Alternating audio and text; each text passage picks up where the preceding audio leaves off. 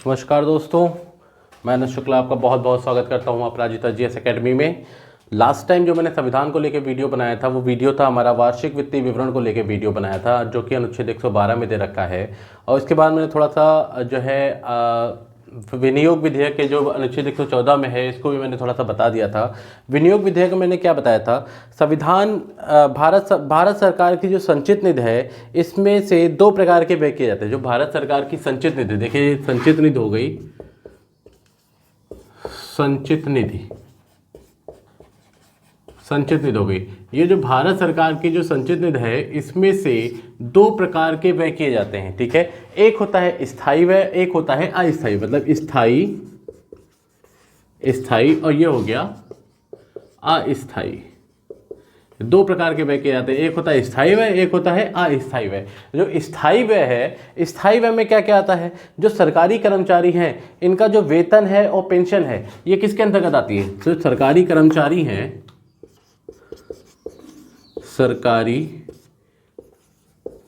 कर्मचारी जो हैं, ठीक है, उनका जो वेतन है, वेतन और पेंशन किसके अंतर्गत आती है, स्थायी व्यय के अंतर्गत आती है। और अस्थायी व्यय के अंतर्गत क्या होता है, अस्थायी व्यय को जब वित्तीय अस्थायी व्यय जो है इसको प्रत्येक वर्ष पेश किया जाता है। अस्थायी व्यय को क्या है, प्रत्येक वर्ष पेश किया जाता है। इस अस्थायी व्यय पर क्या होती है, बहस भी होती है, चर्चा भी होती है और अनुदान भी किया जाता है।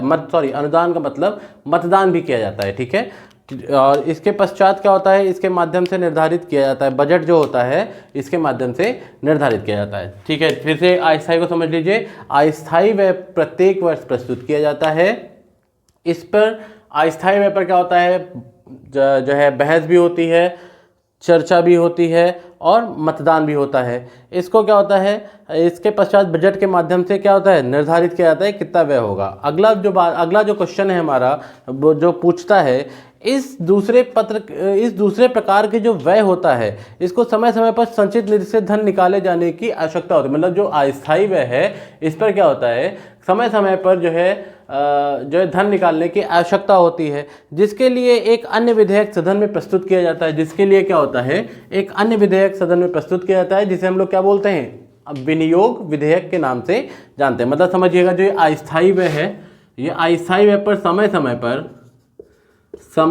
पर संचित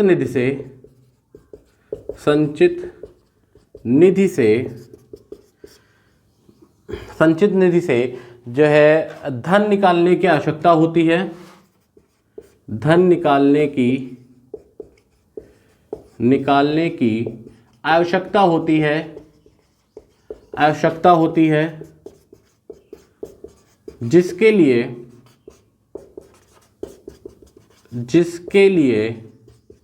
एक विधेयक प्रस्तुत किया जाता है। विधेयक प्रस्तुत किया जाता है जिसे हम विनियोग विधेयक के नाम से जानते हैं।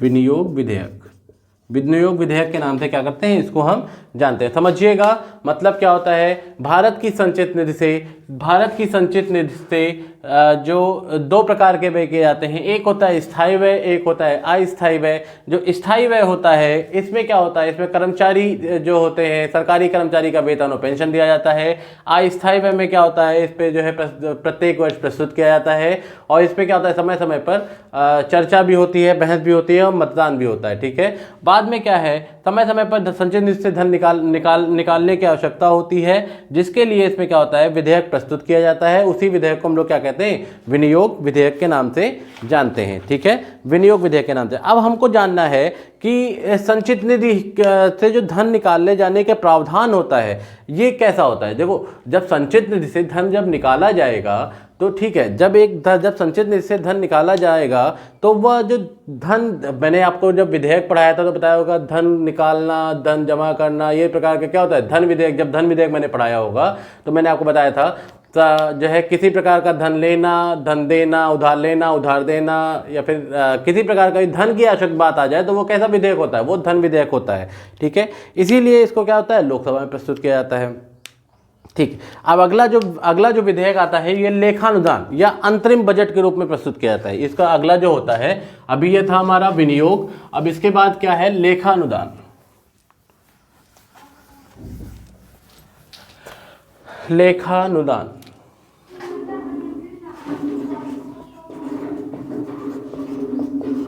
लेखानुदान होता है, इसको हम लोग जो है अंतरिम बजट के नाम से भी जानते हैं। इसको हम लोग अंतरिम बजट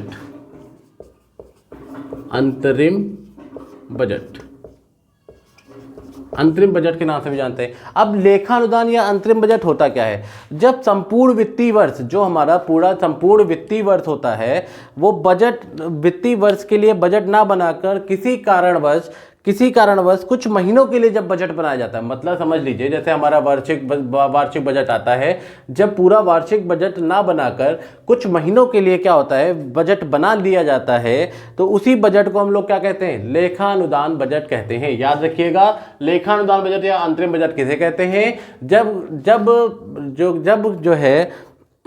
जब संपूर्ण वित्तीय वर्ष के लिए बजट ना बना, मतलब पूरे वर्ष के लिए जब बजट ना बनाया जा रहा हो, कुछ महीनों के लिए बजट बनाया जा रहा हो, उसी को हम लोग क्या कहते हैं, लेखानुदान बजट के नाम से या अंतरिम बजट के नाम से भी जानते हैं। इसके बाद होता है प्रत्यानुदान।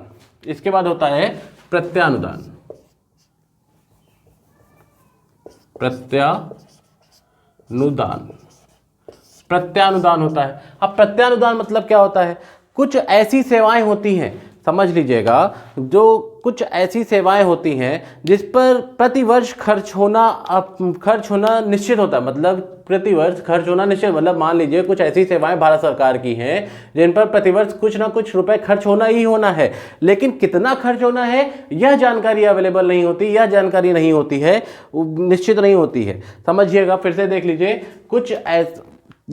कुछ ऐसी सेवाएं होती हैं जिन पर खर्च किया जाना निश्चित होता है, लेकिन कितना खर्च किया जाएगा यह निश्चित नहीं होता। इसीलिए इसको जो प्रत्यानुदान है, इसको बजट का हिस्सा नहीं बनाया जाता। याद रखिएगा, हमारे भारत सरकार में कुछ ऐसी सेवाएं होती हैं जिस पे रुपए खर्च होना निश्चित है, जिस पे बजट रुपए खर्च होना निश्चित है, लेकिन कितना खर्च किया जाएगा ये जानकारी नहीं होती। इसीलिए इस प्रत्यानुदान को क्या है, बजट का हिस्सा नहीं बनाया जाता। ठीक है, समय आने के साथ साथ इसको अलग से धन की मांग की जाती है तथा अलग से धन की मांग कर ली जाती है। मतलब समझिएगा कि जो इसको प्रत्यानुदान है, इसको बजट का हिस्सा नहीं बनाया जाता। क्यों नहीं बनाया जाता? क्यों इसलिए नहीं बनाया जाता क्योंकि इसमें खर्चा तो निश्चित है, खर्चा होना ही होना है, लेकिन कितना खर्चा होना है ये निश्चित नहीं होता। इसीलिए इसको क्या है, बजट में नहीं रखा जाता। अब जब हमें जरूरत लगेगी तो हम इसके लिए धन की आवश्यकता, धन मांग लेंगे और धन हमें क्या हो जाएगा, संचित से धन मिल जाता है। जैसे मान लीजिए कोई भी महामारी आ गई, जैसे वर्तमान समय में हमारे वहाँ महामारी चल रही है, जो है क्या नाम है हमारा इसका, कोरोना नाम की जो महामारी चल रही है, पूरे विश्वव्यापी महामारी है ये। इस पे प्रत्यानुदान, इस पे जो खर्चा होना तो निश्चित है, लेकिन कितना खर्चा होगा ये तो नहीं क्लियर हो पा रहा है ना अभी तक कि कितना खर्चा हो सकता है। बस हाँ ये है, खर्चा होना निश्चित है। ठीक है, ये जैसे एक एग्जाम्पल के लिए हो गया। अब ठीक है, अगला जो होता है अपवादानुदान।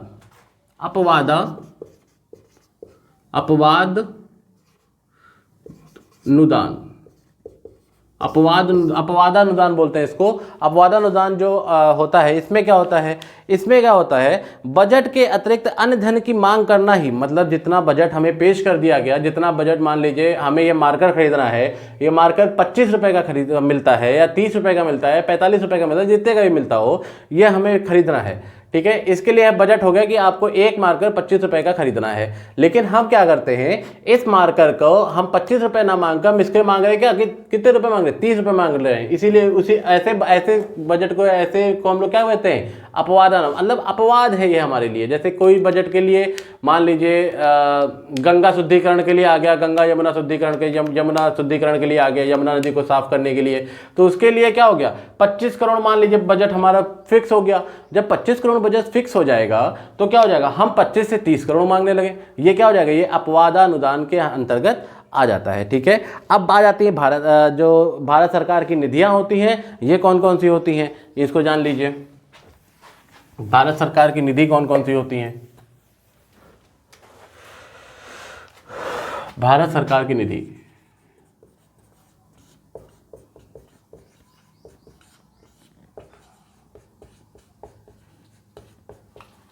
भारत सरकार की निधियां, जो भारत सरकार की जो निधियां होती है, ये निधियां क्या होती है, ये 3 निधियां होती है। भारत सरकार की जो निधि होती है ये कितनी होती है, 3 निधि होती है। पहली होती है संचित निधि, दूसरी होती है लोकलेखा निधि और तीसरी होती है आकस्मिक निधि। पहली होती है संचित निधि, संचित निधि, दूसरी होती है लोकलेखा, तीसरी होती है आकस्मिक, आकस्मिक निधि।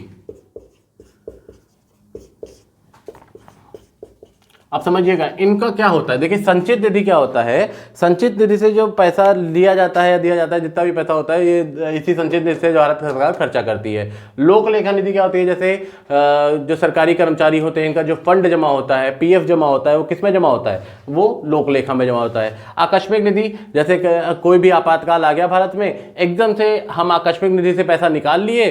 जब आकस्मिक निधि से पैसा निकाल के जो आपदा आई है उसको हमने कंट्रोल कर लिया, फिर क्या हुआ, हमने जो है एक विधेयक रखा संसद में, विधेयक को पास करके पास हो गया। पास में फिर संचित जब पास हो जाएगा तो संचित निधि से पैसा निकल कर किस में चला जाएगा, आकस्मिक निधि को पूरा कर दिया जाएगा। फिर से एक बार समझिएगा, आकस्मिक निधि, मान लीजिए इस समय क्या है, कोरोना नाम की बीमारी चल रही है। जब कोरोना नाम की बीमारी चल रही है तो एकदम से बीमारी आई है, इतनी जल्दी जो है पैसा को पास करना, हमारा बजट पास करना जो है जरूरी नहीं, पास नहीं हो पाएगा। इसलिए क्या करते हैं हम लोग, आकस्मिक निधि से पैसा निकाल लेंगे। आकस्मिक निधि से पैसा निकालने के बाद क्या करेंगे हम लोग, महामारी को दूर करने के लिए इसको पैसा लगा देंगे। जब ये महामारी दूर हो जाएगी तब क्या करेंगे, हम संसद में जो है विधेयक प्रस्तुत करके संचित निधि से जो पैसा, जितना भी पैसा लगा उस पैसे को निकाला जाएगा। जब वो पैसे निकल जाएगा संचित निधि से, तो संचित निधि से निकाल कर किसमें जमा कर दिया जाएगा, आकस्मिक निधि को, आकस्मिक निधि से जितना पैसा निकाला गया है उसमें जमा कर दिया जाएगा। अब याद रखिएगा, जो हमारी संचित निधि है ये अनुच्छेद 266 में है, और जो लोक लेखा निधि है ये भी अनुच्छेद 266 में है, और जो हमारी आकस्मिक निधि है ये अनुच्छेद 267 में है। ये जो अनुच्छेद है आर्टिकल 266, ये भी है आर्टिकल 266, और ये है आर्टिकल यानी अनुच्छेद 267 में है। ठीक है, अब इस निधियों के बारे में जानेंगे हम, कौन कौन सी निधि होती हैं। ठीक है, अब सबसे पहले हमको जानना है इस संचित निधि के बारे में। ये जो संचित निधि 266 में दे रखी है, इसके बारे में हमको पढ़ना है विस्तृत रूप से। ठीक है, सबसे पहला क्या होता है, सरकार, संचित निधि का मतलब क्या होता है, सरकार को प्राप्त सभी राजस्व, बाजार से लिए गए ऋण तथा स्वीकृत ऋणों से प्राप्त जो पैसा होता है वो किसमें जमा होता है। मतलब समझिएगा, बाजार से जितने भी जो है हमें भारत सरकार को जितना भी इनकम हो रही है, जितना कहीं से भी हो रही हो, टैक्स से हो रही हो, किसी तरह से भी इनकम हो रही हो, वो सब किस में रखी जाती है, वो सब जो है संचित निधि में जमा की जाती है। ठीक है, याद रखिए, संचित निधि में ध्यान रखिए फिर से क्या होता है।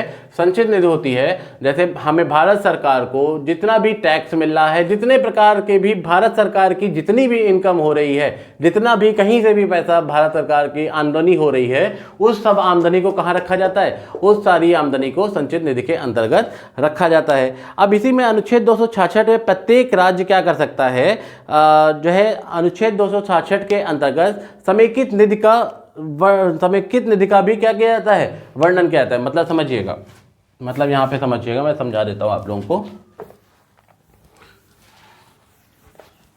जो हमारी ये संचित निधि है,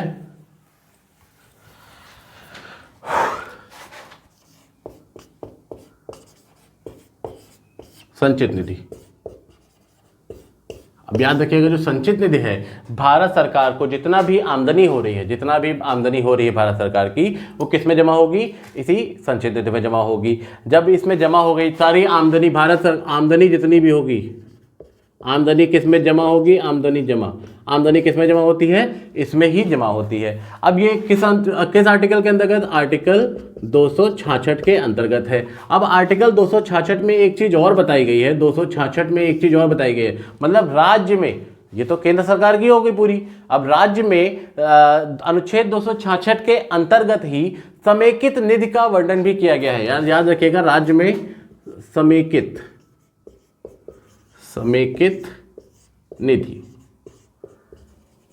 समेकित निधि का वर्णन भी किया गया। मतलब क्या है, जैसे राज्य में क्या होता है, केंद्र में क्या होता है, संचित निधि होती है, पूरे देश के लिए क्या होगी, संचित निधि होगी। उसी प्रकार राज्य के लिए अगर बात कर ली जाए तो समेकित निधि का वर्णन अनुच्छेद 266 में ही किया गया है। ठीक है, इसके बाद क्या आता है, इसके बाद अनुच्छेद 266 में लोक लेखा निधि के बारे में हम लोगों को पढ़ना है। इसके बाद क्या है, लोक लेखा निधि के बारे में पढ़ना है।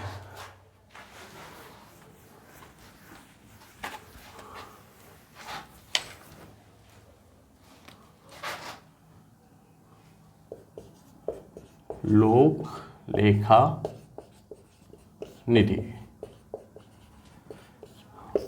आर्टिकल 266 में है। ये भी आर्टिकल 266 में लोक लेखा निधि भी है। इसमें क्या होता है, देखिए, कर का एकत्रीकरण से प्राप्त, मतलब क्या है, जो टैक्स से प्राप्त होता है, अन्य जो है किया, मतलब जितने प्रकार के भी जो मतलब पीएफ जो होता है, फंड होता है, कर्मचारियों के फंड होते हैं, वो सब किस में जमा होते हैं, वो सब भविष्य निधि जो होती है वो किस में जमा होती है, लोक लेखा निधि में ही जमा होती है। याद रखिएगा, जितने भी कर्मचारियों का फंड जमा होता है, यानी पीएफ जमा होता है, प्रोविजनल फंड बोलते हैं जिसको हम लोग, वो सब किस में जमा होता है, इसी लोक लेखा निधि में जमा होता है। ठीक है, ठीक। अगला, इसी के बाद इतना, बस इसमें इतना ही है, जितना कर्मचारियों के जितने भी फंड होते हैं वो किस में जमा होते हैं, लोक लेखा निधि में ही जमा होते हैं। अब अनुच्छेद 266 में ही क्या देखा है, राज्य की लोक लेखा राज्य की लोक निधि का भी वर्णन किया गया है। मतलब क्या है, जैसे अनुच्छेद 266 में राज्य की समेकित निधि का वर्णन किया गया था, वैसे ही अनुच्छेद 266 में राज्य की लोक निधि का वर्णन किया गया है। याद रखिए, अगर पूछ लिया जाए कि राज्य की लोक निधि किस अनुच्छेद में बताई गई है, तो राज्य की लोक निधि किस में बताई गई है, राज्य की लोक निधि अनुच्छेद 266 में बताई गई है। राज्य की जो है समेकित निधि किस में बताई गई है, अनुच्छेद 266 में बताई गई है। संचित निधि किस में बताई गई है, अनुच्छेद 266 में बताई गई है। और जो लोक लेखा निधि है वो भी अनुच्छेद 266 में ही बताई गई है। ठीक है, इसके बाद जो है इसका जो धन का जो जांच करता है वो कौन करता है, महालेखा नियंत्रक जो होता है वो क्या करता है, इसके धन की जांच करता है। अगर पूछ लिया जाए जो लोक लेखा निधि है इसके जो धन की जांच करता है ये कौन करता है, तो महालेखा परीक्षक। याद रखिएगा, महालेखा परीक्षक, लेखा परीक्षक धन की जांच करता है। मतलब पूछ लिया जाए कि जो है लोक लेखा निधि के धन की जांच कौन करता है, तो याद रखिएगा लोक लेखा निधि के जो धन की जांच करता है ये महालेखा परीक्षक करता है। ठीक है, अब बात कर लेते हैं आकस्मिक निधि। इसका एक नाम और होता है आपातकालीन निधि। ठीक है, अब बात कर लेते हैं आकस्मिक निधि या आपातकालीन निधि। आपातकालीन,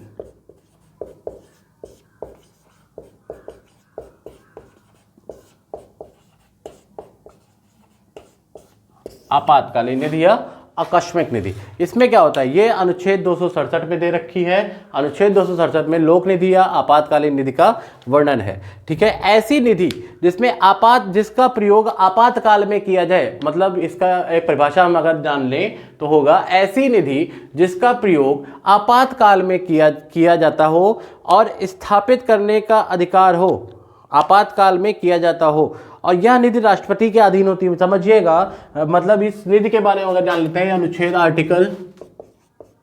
आर्टिकल 267 में है। ठीक है, बात कर लेते हैं, अगर पूछ लिया जाए कि आकस्मिक निधि का किसे कहते हैं, तो याद रखिएगा, ऐसी निधि जिनका प्रयोग आपातकाल में किया जाता हो, ऐसी निधि को हम लोग क्या कहते हैं, आपातकालीन या आकस्मिक निधि कहते हैं। अब ये जो निधि है ये राष्ट्रपति के अंतर्गत होती है। इसमें क्या होता है, अगर इसमें से धन निकालना है तो धन निकालने के लिए सबसे पहले आपको किसकी अनुमति लेनी पड़ेगी, अनुमति आपको राष्ट्रपति की लेनी पड़ेगी। ठीक है, ठीक है। सबसे इसमें जो है क्या है, अगर आपको आपातकाल से या आकस्मिक निधि से धन निकालना हो तो इसमें अनुमति किसकी लेनी पड़ेगी, इसमें अनुमति आपको जो है राष्ट्रपति से लेनी पड़ेगी। और जितना धन इसमें से निकाला जाएगा जब आपातकाल खत्म हो जाएगा तब क्या होगा, भारत की संचित निधि से उतना ही धन निकाल के दोबारा क्या किया जाएगा, इसमें जमा कर दिया जाएगा। ठीक है, तो इसी को क्या बोलते हैं, इसी को आपातकालीन या आकस्मिक निधि बोलते हैं। अब बात कर लेते हैं, जैसे हमने 266 में क्या बताया, समेकित निधि बताया और लोक निधि बताया, उसी प्रकार अनुच्छेद 267 में क्या है, राज्य की आकस्मिक निधि का भी वर्णन बताया गया है, वर्णन किया गया है। अनुच्छेद 267 में ही राज्य की आपातकालीन या आकस्मिक निधि का भी वर्णन किया गया है। ठीक है, ये 3 निधियां और हमने आपको बताया, तीन निधियां बता दी आपको हमने। ठीक है, विनियोग विधेयक बता दिया, लेखानुदान विधेयक बता दिया, अब प्रत्यानुदान बता दिया और क्या बता दिया, अपवादानुदान बता दिया। अब 3 निधियां संचित निधि, लोक लेखा निधि और आकस्मिक निधि के बारे में मैंने पढ़ा दिया। जो अगला रहेगा हमारा टॉपिक, ये संविधान में जो शब्दावली प्रयोग की जाती है, ये कौन कौन सी शब्दावली है, ये अगला वीडियो में हम आप लोगों को बताएंगे। मतलब संविधान में कौन कौन सी शब्दावली प्रयोग में आती हैं, इसका वीडियो हम अगले टॉपिक में आपको बता देंगे। ठीक है, आप लोगों को अगर ये वीडियो अच्छा लगा हो तो आप लोग इसको शेयर, सब्सक्राइब और लाइक जरूर करिएगा। ठीक है, धन्यवाद दोस्तों।